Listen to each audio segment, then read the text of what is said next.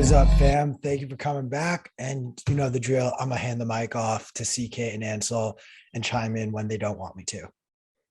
Awesome. Yo, welcome back to another episode of Fed Watch. This is a very special episode. We have a lot to talk about. A lot happened in macro the last 2 weeks since we've had a show. And we also have a very distinguished guest with us, Benjamin Dichter. Did I pronounce that right? Yes, who you is did. one Yes, of he's one of the key players behind the truckers convoy and movement in Canada, and now that has kind of spread across the globe. So it will be really fascinating to chat about what's happening in that subject matter, as well as get his takes on everything in macro as well. What's up, Ben? Cool. Thanks for having me, guys. It's an honor and a privilege to be here with you. Really, I've always been one of those quiet Bitcoiners behind the scenes that, I follow stuff online. I learn, I watch BT sessions video or BTC sessions and everybody else, and been catching up and learning on my own and trying to orange pill family members, friends, and the occasional politician I've known behind the scenes. And I've had some success there. I know of a couple of party leaders who hold Bitcoin and a couple of MPs who bought Bitcoin well over a year ago. It's a long process, but I'm not center stage Bitcoin guy. So this is very odd for me because I know all of you. I'm aware of all of you and been following everybody throughout the years. So it's an honor. Absolutely, man. Well, again, it'll be interesting to hear a little bit about what's happening in Canada. So I guess why don't you kind of catch us up with that side of things, which is like, post the breakup of the convoy, media really slowed down a lot. There's a little bit of fallout, but what's the current status and what should the Bitcoiners out there kind of keep top of mind? Well, it's funny what you say about media quieting down. I actually just got a text message like 2 minutes ago from somebody at what I call the fake news Toronto Star, asking me for an interview. And it's another one of those legacy media outlets that I refuse to ever speak to because they're funded by the government. That's the big problem of what's happening in Canada. You'll also notice there's been a number of stories from the CBC, which is, for people who don't know, that's our equivalent of the BBC or national broadcaster or ABC in Australia. They have already retracted 2 of their what I call fake news, fake articles, fake stories, whatever it is, which is why I took the strategy I did with media throughout the convoy, which was to circumvent all Canadian legacy media that's funded by the government and focus either on supportive US media or predominantly independent media, new upstarts, creators, objectivist sort of media. So in our press conferences, we had, Epoch Times, the Post Millennial, the National Telegraph, King Bexty, a bunch of independent creators as well. And it became their moment to shine. And that's why our press conferences weren't 15 minutes of scripted questions. They were an hour, 2 hours, 2.5 hours long. And anybody could ask whatever question they wanted. And True North as well. It's another well-known outlet in Canada. So when you say things have died down, yeah, they've died down a little bit intentionally on our side, just because we won't grant interviews to legacy media. And we also have something in the works that we're working towards. And one of my big priorities, which is Bitcoin Miami, and bringing that to the forefront to people within the trucking industry, people who are aware of the blue collar workers in Canada, who previously were very, in some cases, hostile, people affiliated with the convoy. When I mentioned Bitcoin, you should have seen. I'm like, guys, let me explain to you what it is. It's not what you think. But luckily, there were a number of truckers who already were orange pilled previously.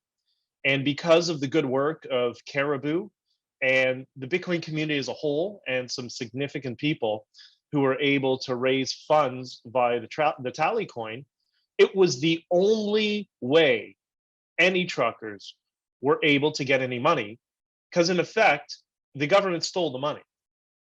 All those donations with the exception of everything that both Give, Send, Go returned, which was about $9 million, and GoFundMe returned, which was another $9 million. Everything else was seized. And you ask, well, how was it seized? Well, first, the government, the provincial government, I'll be very quick with this, basically blocked the funding, and the federal government tried to build a narrative around the idea that this was in any way related to terrorism, which is crazy, absolutely crazy.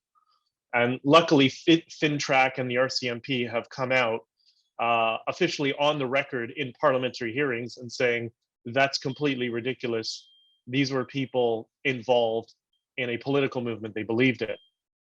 But they did what often happens on the other side is they used lawfare. So they have this fallacious lawsuit of the, the trauma and horror that the day and a half of honking, that's as long as the honking went on for the most part, the trauma to the community. So they filed a class action lawsuit, and suspiciously they would agree to terms and conditions with the injunction that was imposed upon us if we agreed to hand over all the money to an escrow agent. So all the remaining money that was received, fiat money, has now been turned over into escrow. The lawyers and the bankruptcy trustee have it. That money is going to be used, to litigate this fallacious lawsuit. And then whatever is remaining is going to go to the truckers. But I can tell you now, knowing how the system works, they're going to litigate and litigate and litigate and litigate. That's why they have so many defendants, because they know they can bleed out the money that's there. How much is there, which will be the next question? I believe it's around $5 million, if I'm not mistaken. There was 1.5 that was seized by TD Bank, so don't trust your banks. And there was another 3.5 million, if I'm not mistaken. Again, I didn't deal with the money. We had a treasurer on the board that was his responsibility. But I believe there's another $3.5 million that was sitting in Stripe that I think has also been handed over to escrow.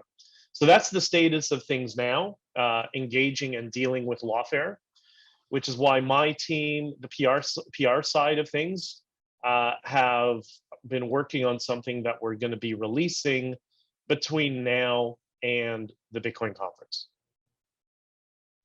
All right. Well, obviously, we are working very hard to make the Bitcoin conference great. So it's really exciting to hear that you're going to leverage that platform and release something interesting and pertinent. Can you talk a little bit about, in terms of like central bank trust kind of in the West and in Canada in general, how was what happened in Canada and then later what we saw happen amongst the fallout and sanctions because of Ukraine, how has that kind of affected trust in the existing system, and how are you seeing people react to that? Well, if you're asking first on a personal level, myself, trust in central banking, I'm a huge fan of George Gammon. So that will give you an idea of my level of trust in the central bank. It's, we all focus on the US Federal Reserve more than the Bank of Canada, just because anybody who understands how the global economic system works, we all know it stems from the Fed.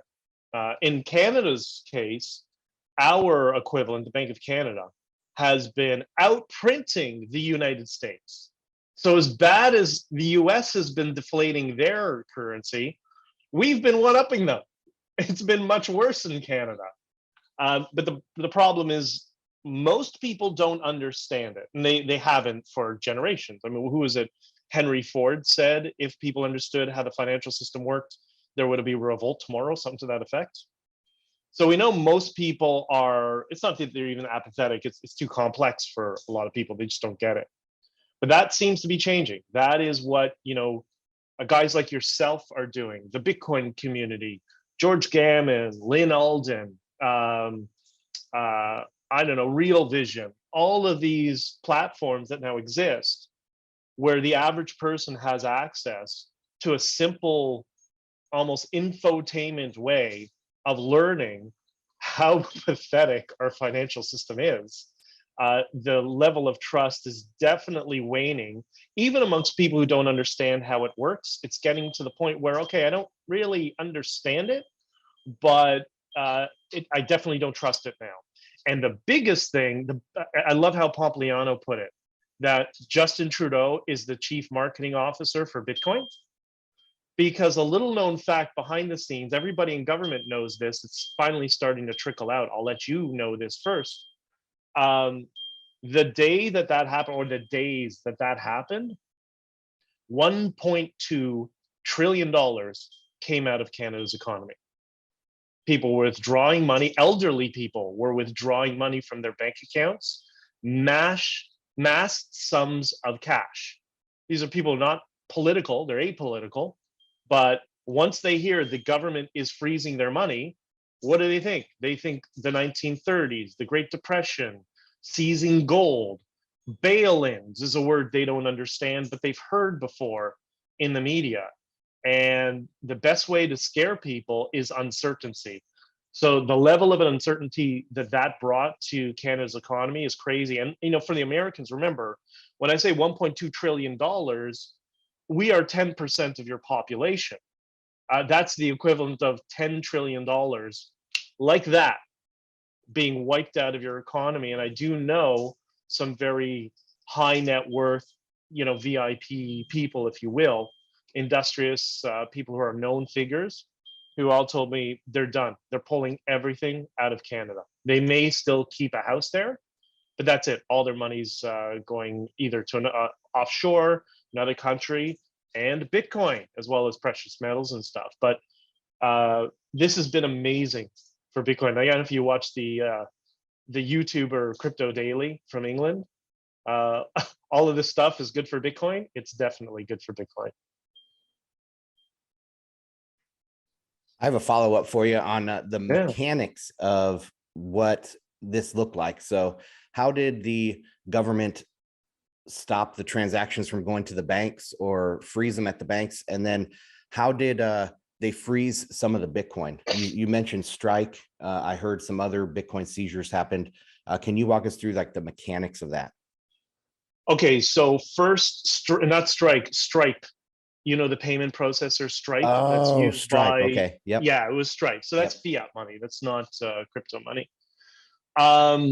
So it happened on all levels of government here. So we have, our municipal, provincial, and federal levels of government.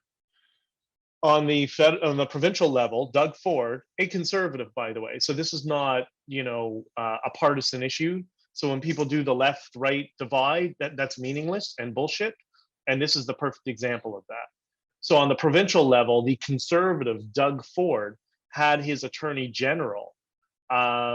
He went to court to put an injunction on any monies collected for the Freedom Convoy to be declared illegal. I'm not a lawyer. I can ask my lawyer for the terminology.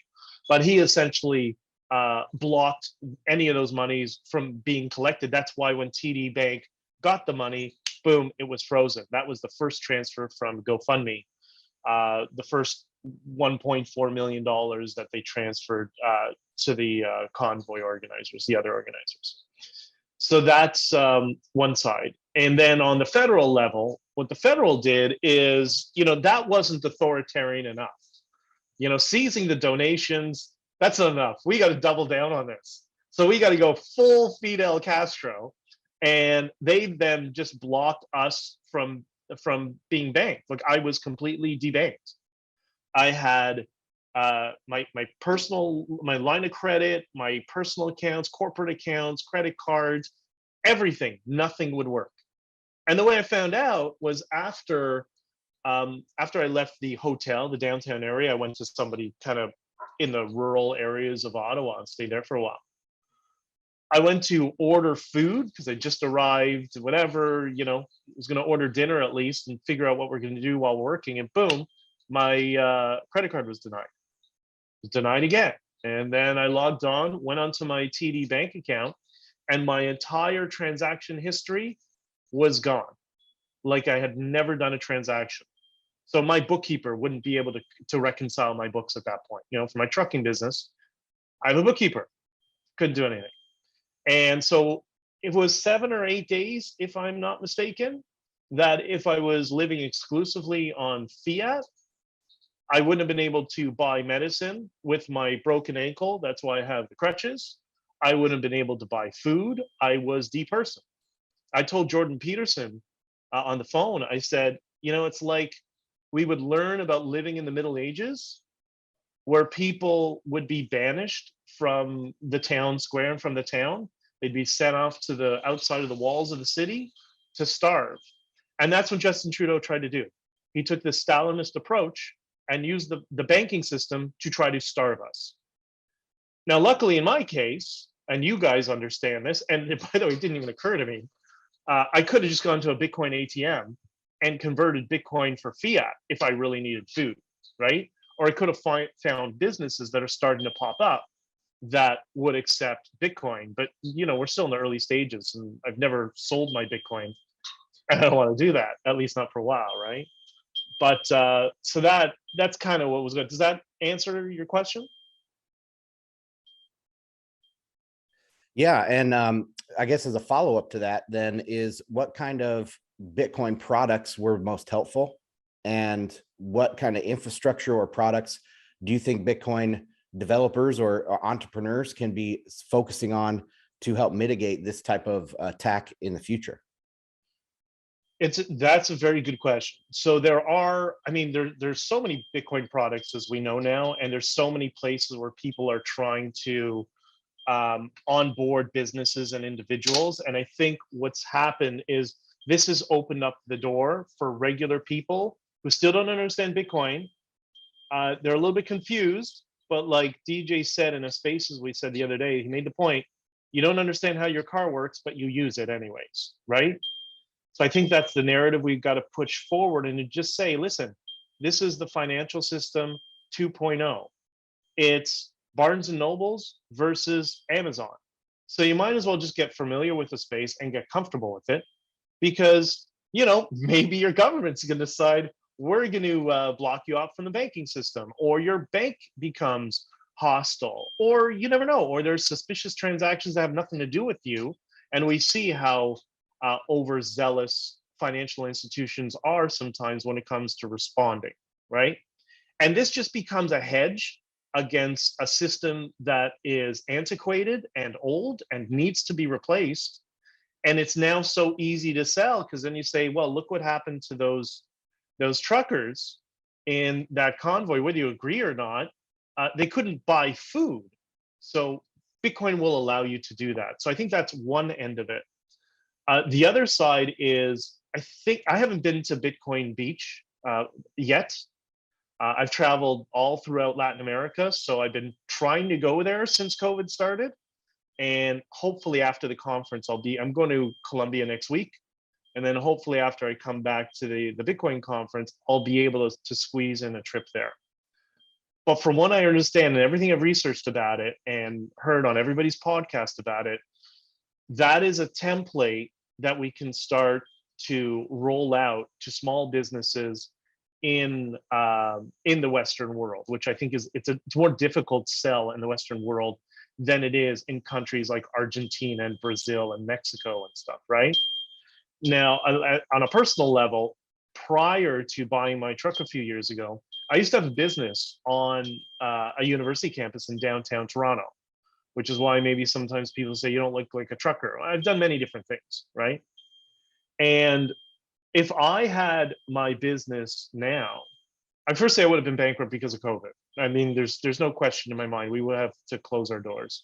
But had I survived, now I would be definitely in a position, even though I was a Bitcoin supporter then, there was really no need, 6 years ago on a regular retail business on a university campus to have Bitcoin. But now, if I was in that position and I saw what happened, now I would definitely be listening. So I think people in the space, and I think of Square and Jack Dorsey And all of us who are, we're a whole range of different political viewpoints and philosophical worldviews. But I think now is the time for us all to come together to start to reach out to small businesses and say, much like in my first example, that, hey, here's your second option. So you're accepting Visa and MasterCard. Why don't you accept Bitcoin? You have a Square terminal. They have this option here. It acts, this is how I use the Michael Saylor analogy to teach people.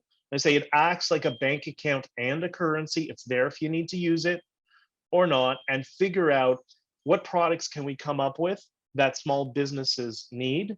And I think that will help with adaptation, especially on university campuses that have a lot of foreign students that are on student visas that have come from abroad. They're sending remittance to their parents, or in some cases, their parents are well off and are sending money to them to be students in a Western university. I think that's a huge opportunity for us. And I think now is the time to really start pushing that. So Ben, I want to take it back specifically to the convoy and the fallout. And I want to ask, one, what's the current status with Tamara? Because I've not been following her, and I know that at one point she was not released from bail because of mischief, which is a little insane. But what's the current status on her? And then I guess, has your bank account been restored? Like, what's happening with the bank freezes and things like that? Okay, so first, Tamara is back home. She has been released. It was, I don't know, a couple weeks ago now.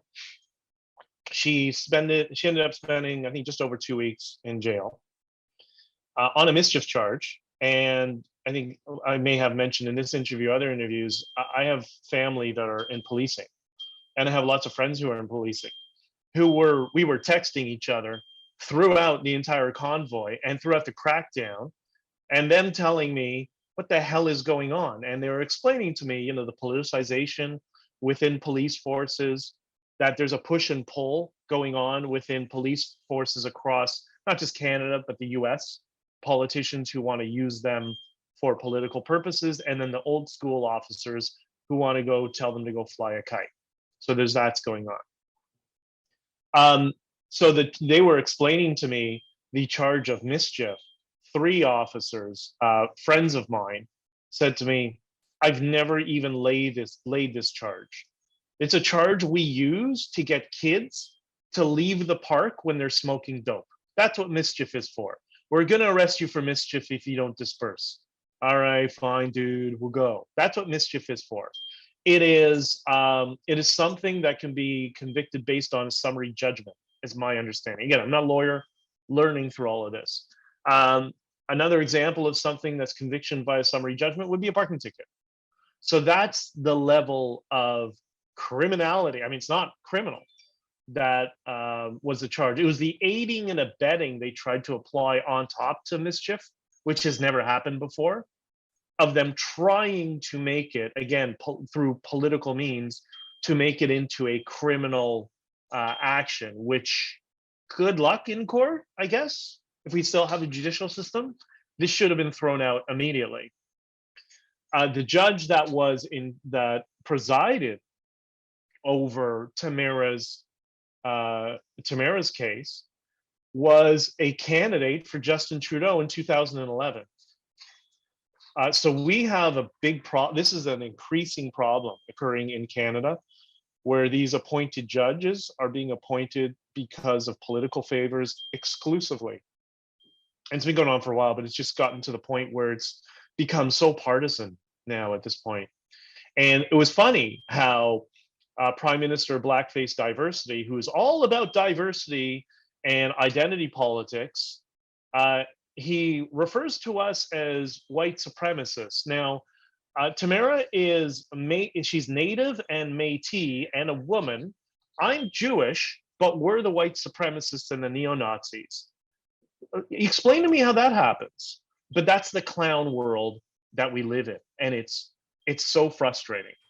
So to answer your question, Tamara was eventually released after, I think, the 3rd bail hearing. The 3rd.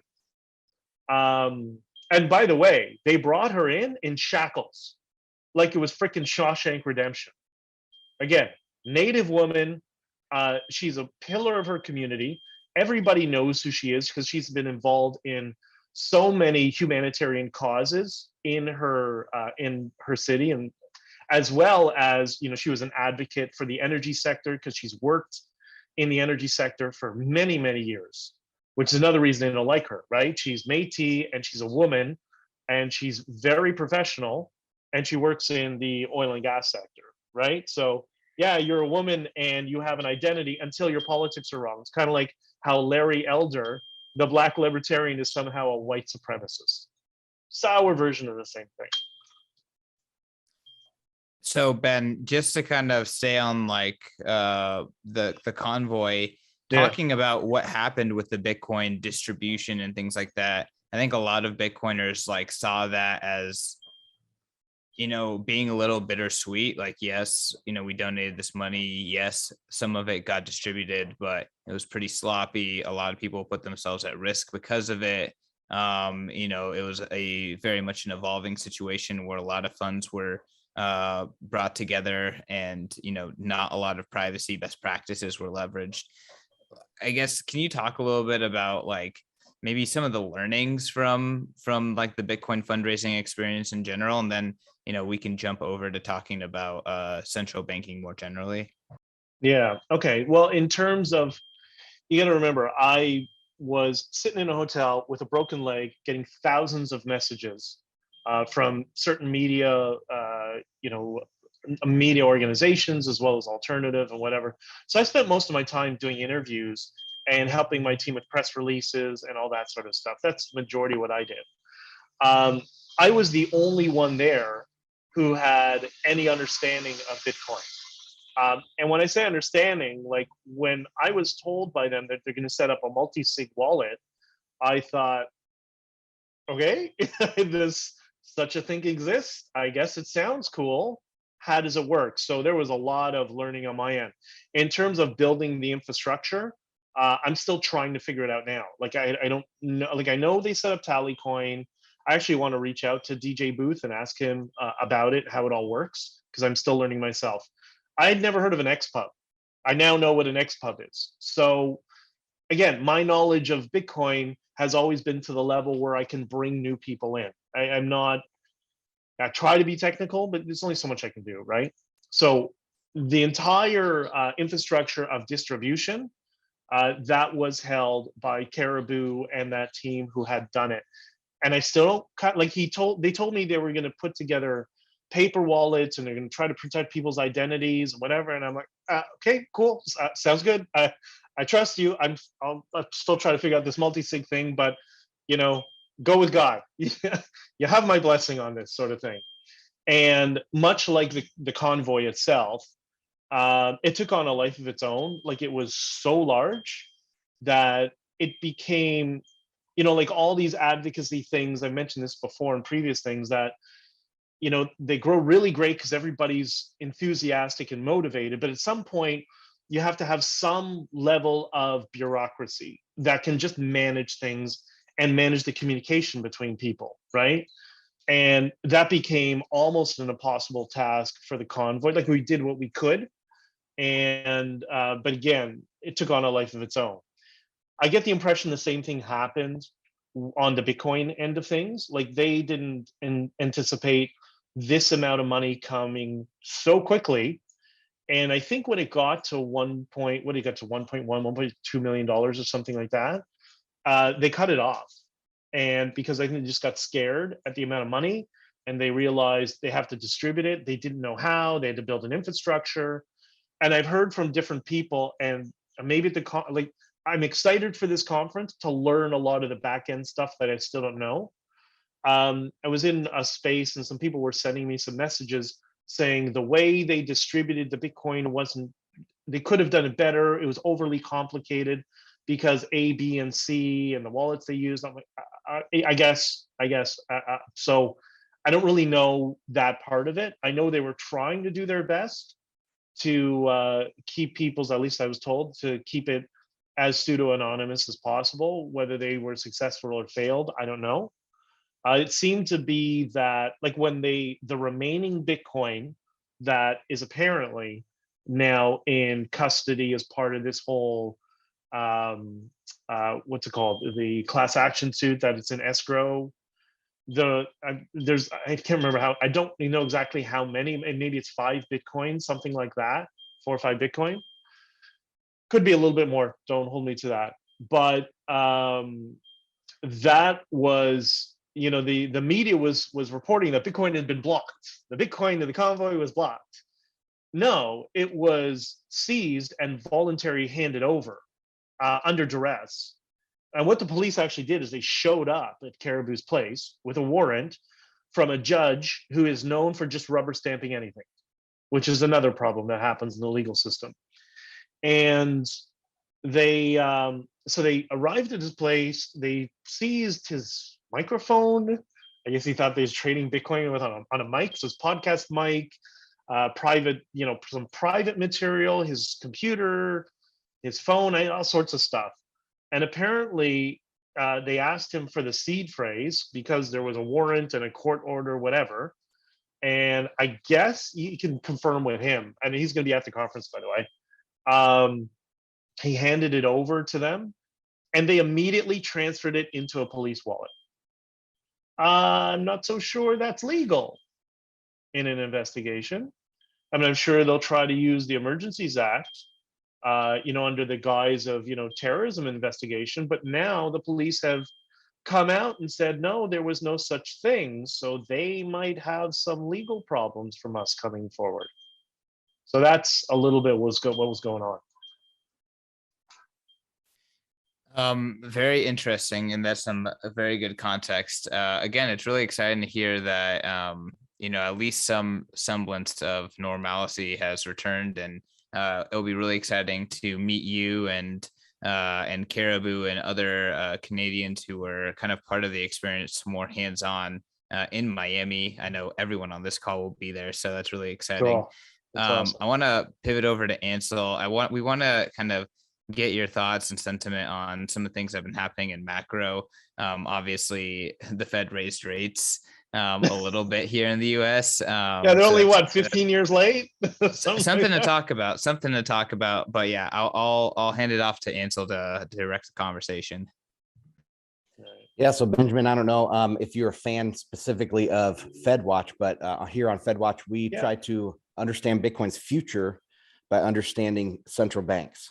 Because Bitcoin is going to become the global reserve currency. So, we want to understand what the actual architecture is out there and how it actually works to understand Bitcoin's future. So anyway, today I just have some updates on the Fed, and then on, let's see, I had a whole list of stuff to talk about. The Fed, yield curve, sanctions in Russia, and then a food shortage. So what I'll do here is I'll just talk through a few things, and then I'll stop and we can chat about it. So, okay. First, and if I don't know, I'll just cut you off and say, I'm just a trucker. I don't know. Okay.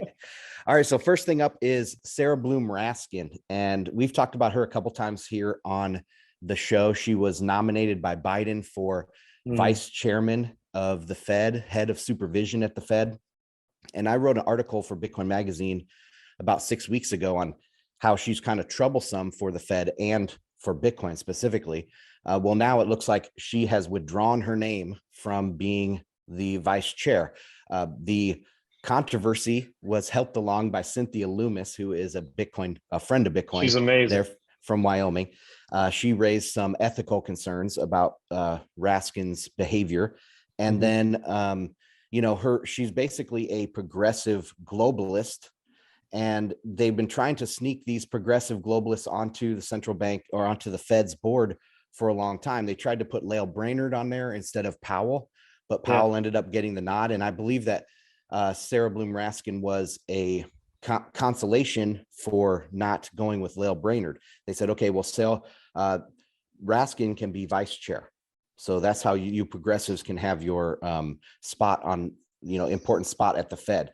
Well, now that's over. And throughout all of my stuff today, I kind of have a thread of this growing clash between the Fed and the administration, or on a global scale, the moneyed capitalist interest versus the globalist progressives. There is this clash going all over the world. Maybe not so much in Canada. They're kind of on the same team up there. Oh, no. Big time in Canada. Oh, really? Big time. Okay, Yeah. good. So that's all I have for the Raskin update. Of course, the Fed did raise rates last week. Everyone should know that unless you're living under a rock. For the listeners, it is the Fed target range was 0% to 0.25%. They raised it a quarter of a percentage point up to 0.25 to 0.5%. So on a long-term, grand scheme of things, it's just a little blip at the end of the curve. It's not really that big a deal, but they continue to ramp up their aggressive hawkishness. So they talk about they want to raise rates 7 times possibly this year at every single Fed meeting. They also, Powell dropped or implied that they might be quantitative tightening in May, as early as May. So they are really pumping up the aggressive hawkish rhetoric from the Fed. And I want to point out, all the listeners and fans of this show will know that we think that the Fed's main policy tool is the rhetoric. It is the narrative. This rate hike, the reason why it wasn't such a big deal is because it was already 6 months worth of buildup to it, and the market priced it in, and then the Fed moved. The Fed is a follower. They don't, they explicitly say they're data driven, right? So the market moves and then the Fed reacts. And they try to move the market by jawboning it. That's the whole idea behind the Fed policy. But I'll stop there and you guys can jump in with any comments or questions. So, I mean, Ben, I'm sure you have some opinions here, but something that I think you probably know very well is how messed up global supply chains are right now. And that's a big reason why prices are going up. Probably not the only reason, but a big one. And I don't see how increasing interest rates helps with that. If that's supposed to be a tool to curb inflation, seems to be like a misalignment there. I'm kind of curious what your thoughts are on, everything that Ansel just kind of talked about. Well, on the supply chain issue, it's interesting to be in a truck a few days a week and learning about macro more than I ever thought I would know. And I also have a brother who's very senior on Bay Street, our equivalent to Wall Street. So because of that, I've always had some exposure to markets, how it works, and all that sort of stuff. I'm by no means an expert, but it's interesting to see now what's happening with the supply chain on the ground from inside a truck, and then kind of read what's going on in the economic headlines. And like anything else, it's, as anybody who learns about economics, it's all trade-offs, right? No matter what you do, there's going to be a trade-off, an input or an output from the other side. In terms of interest rates going up, I mean, they probably should have gone up when the economy was good, if you believe in that narrative that the economy was good. I personally don't think it's been good for the past 30 years. I think it's been a steady decline, especially when you compare it against gold, right? But as people get more and more into Bitcoin, I'm going to pivot to that for a second, and there's a reason. You go down this rabbit hole, and that rabbit hole is what leads to you to understand monetary policy more than most people who have been in government for the last 100 years. Like, that's how smart the average person who's engaging in this is becoming. And it starts with Bitcoin. So then as you get more and more and put more of your assets into Bitcoin, you start looking at the Fed rates and the 12 guys who've really got it sorted out. They know exactly what switches to push because they can anticipate price signals and market forces and whatever. And you start to learn that that's the fundamental problem with the whole system, is we have a socialized financial system. So yeah, they can increase rates. There's going to be a trade-off in one direction versus another. But as you go down this decentralized path, maybe there's something wrong with me. I tend to care less. I really do, because I see where things are going to be in the future.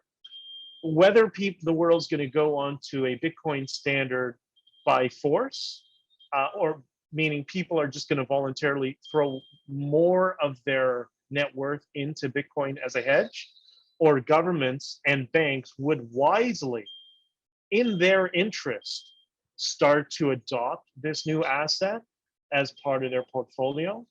It's going to happen some way or another. I hope it just doesn't get violent. That's my only concern. And, that does tend to happen if you look through history.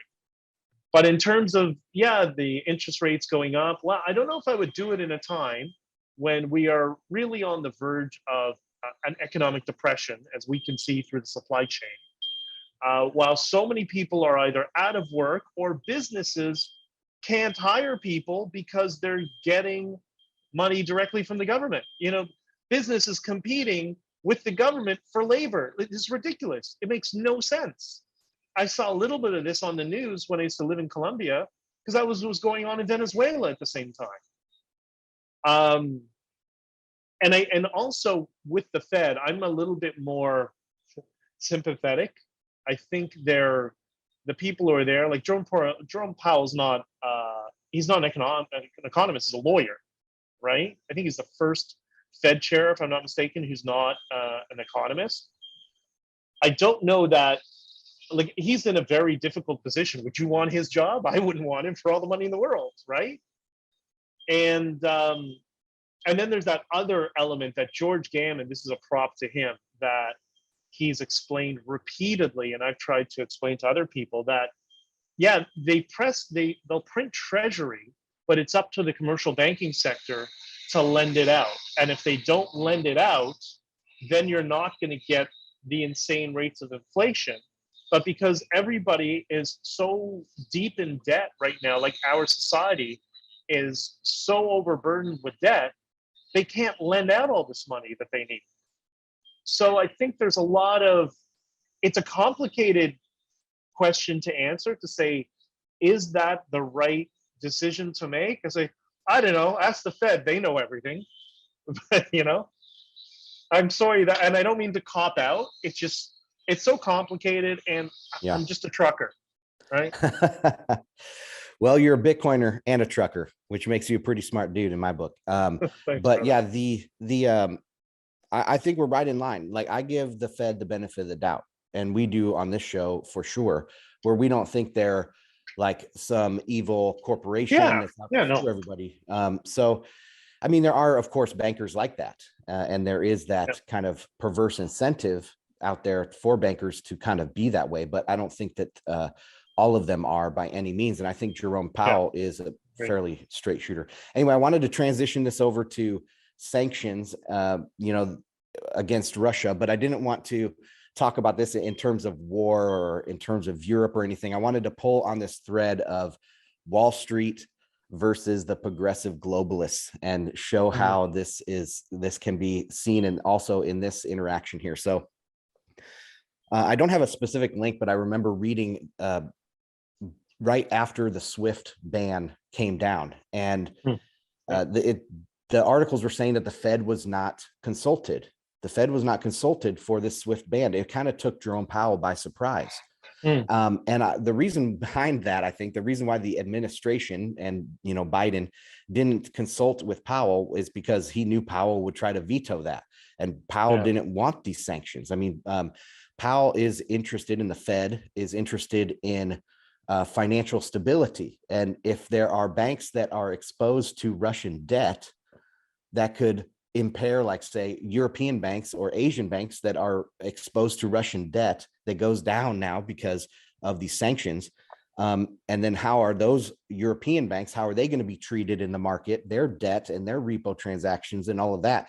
So it's a contagion issue for Powell, and he wasn't consulted. So I do think that the Fed is kind of pissed. And, who owns the Fed? Well, it's the Wall Street banks. So that's another thing here between the progressives, which I believe Biden is a globalist.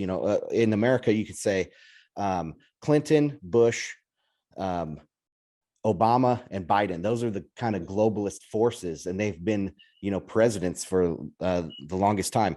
But anyway, so taking this a step further, now we also have this Hunter laptop, and I don't know how much the Bitcoin Magazine wants me to talk about this. I'll just say that the 2 years ago, we knew it was a true story, right? And we knew that it was we saw the pictures. We saw the pictures. Yeah, the alternative media, the side of the internet that wants to think for themselves, they knew this was true, but of course it was swept under the rug, and we were all called conspiracy theorists and everything.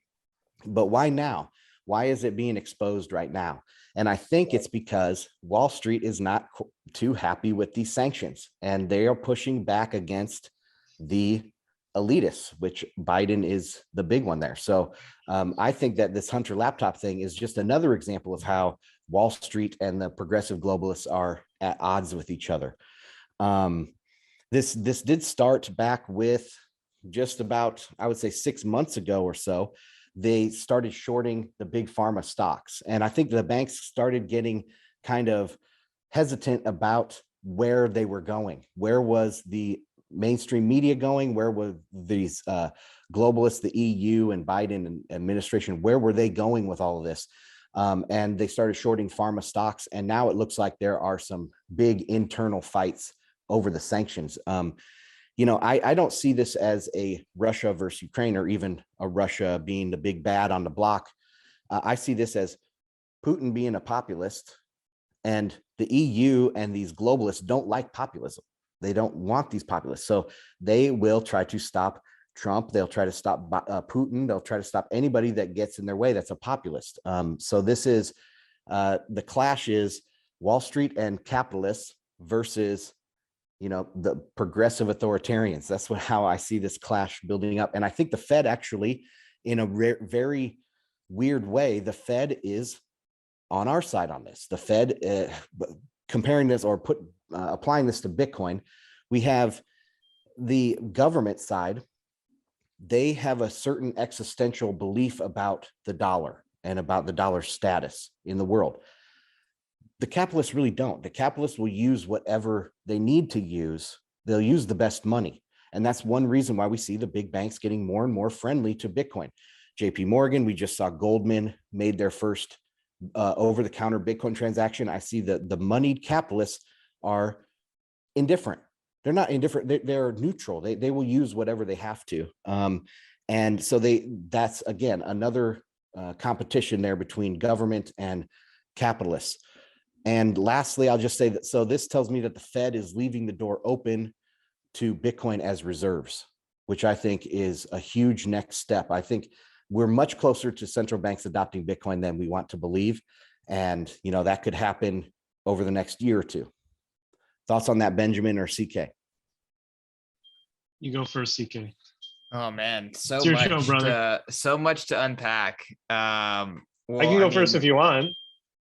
In terms of like the bankers versus let's just call it the New World Order or the Great Reset or whatever, I think it's a really interesting narrative. And just based out of purely trusting your signal, I have to give it a decent amount of credence. Although it's hard to it's hard for me to have enough information to kind of 100% validate it. It is really interesting to see the stock market starting to behave the way it does. For a long time, the narrative has been like, hey, all assets are going to go up because dollars are being printed. And we've been calling that more of a narrative than anything else for a while too. So I do think that things are very much shaking up, and it remains to be seen if Powell / the Fed is on anyone's side other than covering their ass and getting to the next day and getting reelected. But with that being said, I definitely can see why maybe the Fed would be upset if they want stability to now take on all of this instability. Obviously, people are very upset at Biden, who is trying to blame Russia for the instability and also frame it as if, hey, the West needs to take on pain for freedom. And it looks like, the West isn't willing to take pain. At least a lot of the populists, they just want to ignore this and keep living life unburdened. So they can't do that forever. These things are going to come to a head And we'll see if the theories are right and if your labeling of these different kind of cohorts is accurate. But you got to call a spade when you see it, and you can't really identify something until you call it out and label it. So if these are the factions, then it is really interesting to kind of see these forces playing out. Back over to you, Ben.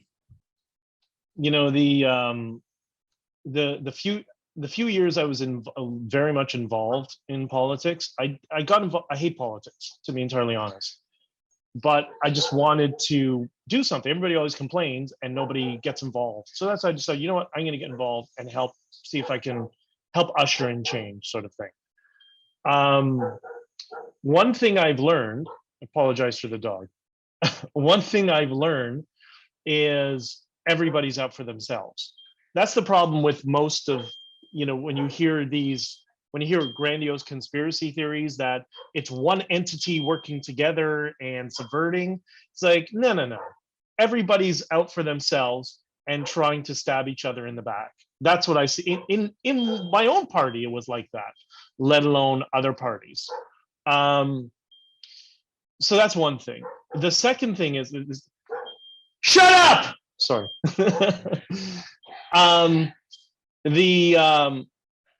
When you look at all of these, when we talk about these organizations that are trying to use a strategy in politics called political entryism, that's the strategy that they use.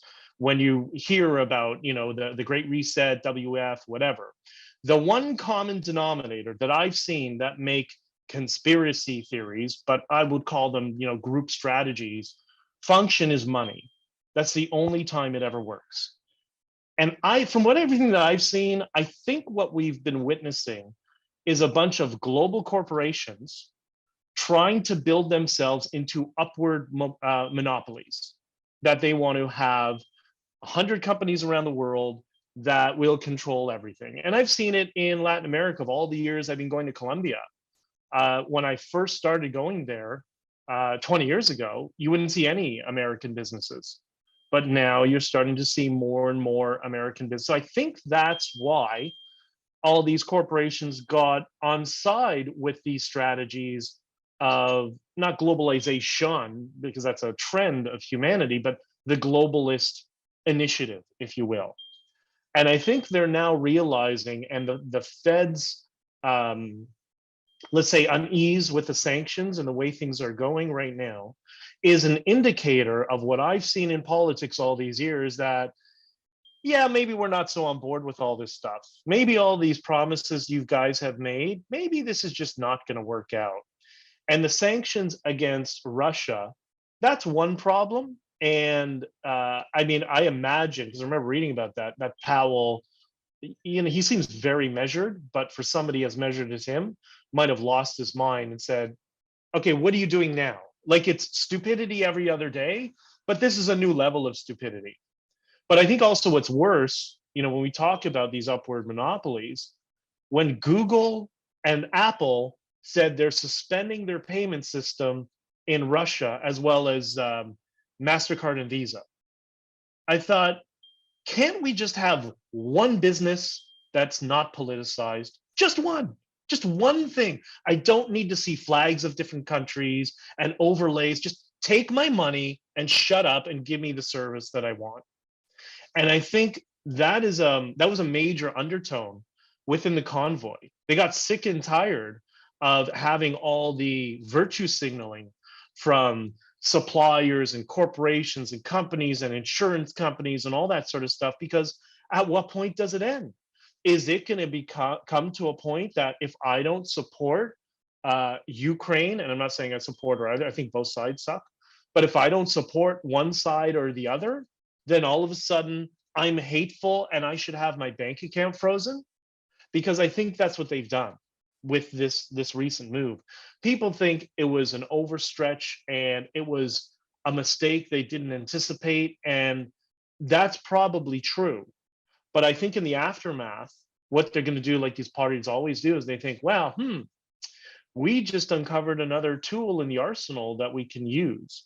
And I think they've only started, this is only the first time And we're going to see more and more people get debanked. Because think about it in terms of a broader strategy. You have a couple of organizations, the IMF, WF, whatever, who have a lot of the world's money, or in the case of the IMF, what's it called, SDRs, their version of monopoly money that they are trying to spread around the world. You know, we saw they tried to do that with Lukashenko in Belarus, right? And if they now have this tool of debanking people, and they want better enforcement, you know, because people are racist, people are dangerous, people are extremists, or whatever. And if this starts getting out of hand, much like, I don't know, a Twitter censorship bot, then you know what the solution is going to be? Well, we're going to have a social credit system.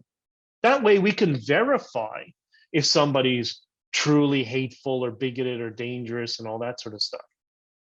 So I think a lot of these things intertwine, but there's no, like, aside from a couple of very opportunistic organizations, NGOs, which should be heavily investigated.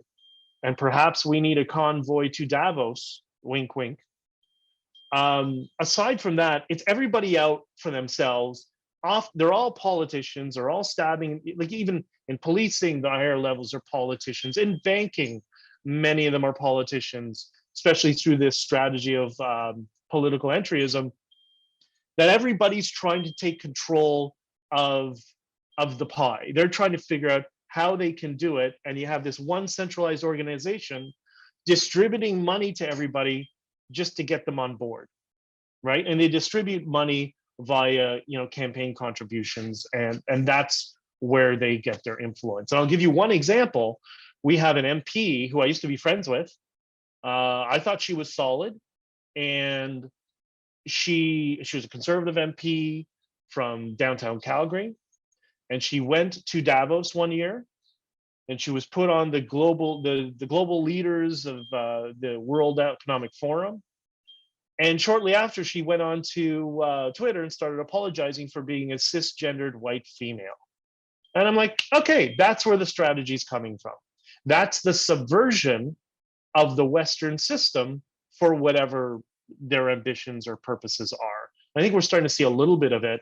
And there's a great book on Amazon you can read by Klaus Schwab called COVID-19 and the Great Reset, the opportunity that COVID-19 has brought.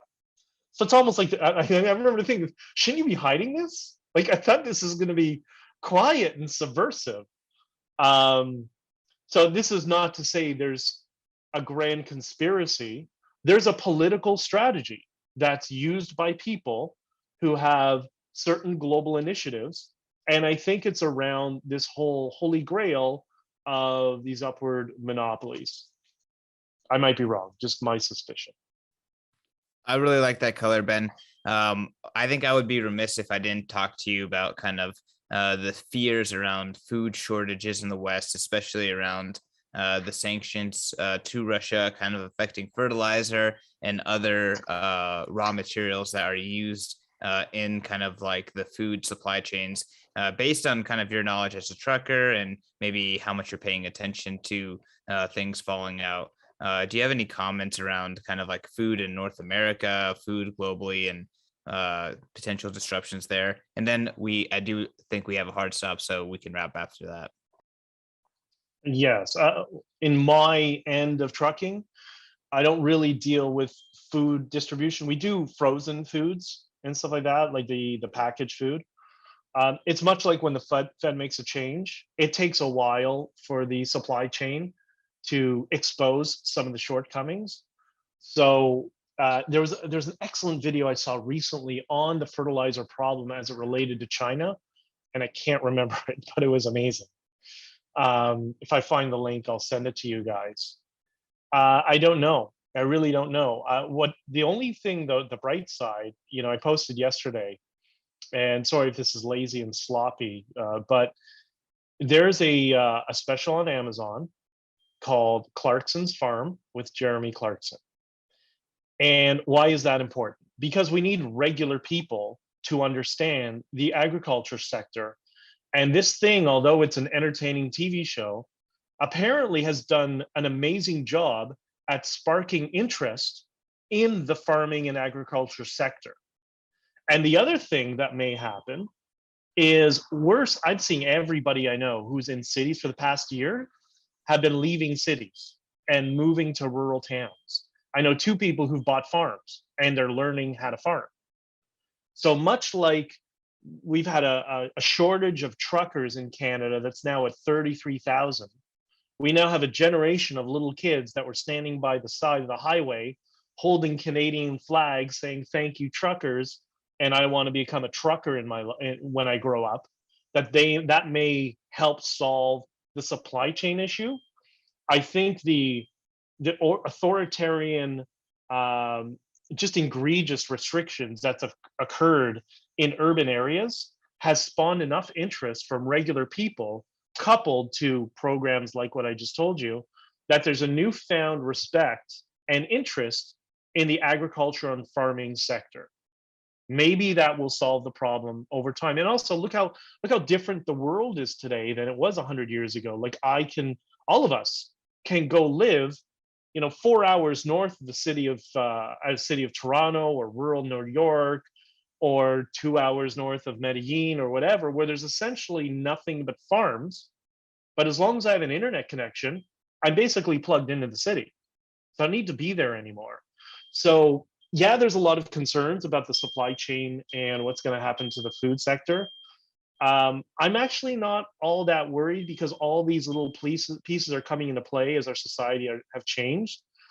And we all know, my friends say, the gringos, that we all need to lose a little bit of weight, right? So we can reduce our calorie intake to below 10,000 calories a day, like some of us do. Did I answer your question? Well, CK just jumped off here for a second, but I had a comment on that.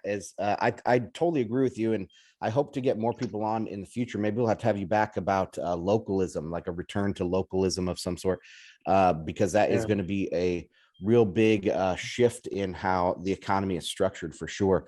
But I do want to point out that that is only possible in a peaceful place.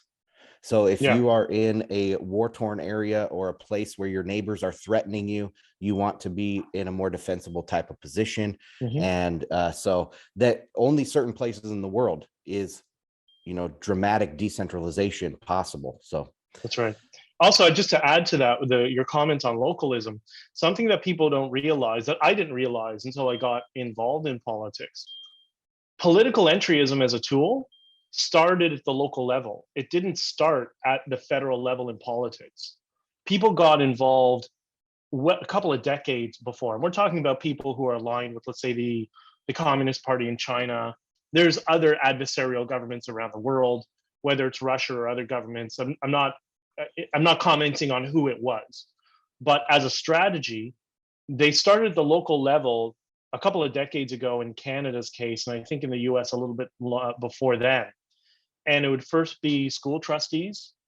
They would get people into city councils, and then eventually run for, they would get appointed to offices within the certain ministries, or they would run for provincial politics. And now we're at the level where the degree of political entryism in Canada on the federal level is absolutely insane. And that's why you're seeing so much influence from these foreign NGOs that are essentially dictating our policy now. The policy is not dictated by us, it's dictated by the lobby firms and the entryists that are working together within politics. All right, Ben, thank you so much for joining the show. A lot of diverse knowledge beyond just what happened in Canada. So really excited to have you at the Bitcoin conference, and excited to have you back on the show in the future. Until then, where can people follow what you're doing? I'm sure many people are really excited about the announcement that you teased that should be coming up within the next few weeks here. But yeah, where can people learn more? Follow me on Twitter, Getter, BJ Dictor, so BJDICHTER. We'll be rolling things out slowly over time on the Substack. So it's bjdictor.substack.com. We'll have our next, parallel blog coming up sometime soon. And don't hesitate to reach out, send me a message over Twitter. I get thousands of messages, but I slowly am getting through everything. And I will be at Bitcoin. I'll be there every single day on my crutches. I can't run away from anybody. So if you want to ask me a question, unfortunately, I'm going to be trapped. I'm not going to be able to escape. So you'll have me at your whims. All right. We'll be in Miami again. Really excited for it. Nolan will be in Miami and he is up next. So until then, y'all, this was Fed Watch. Peace. Thanks, guys.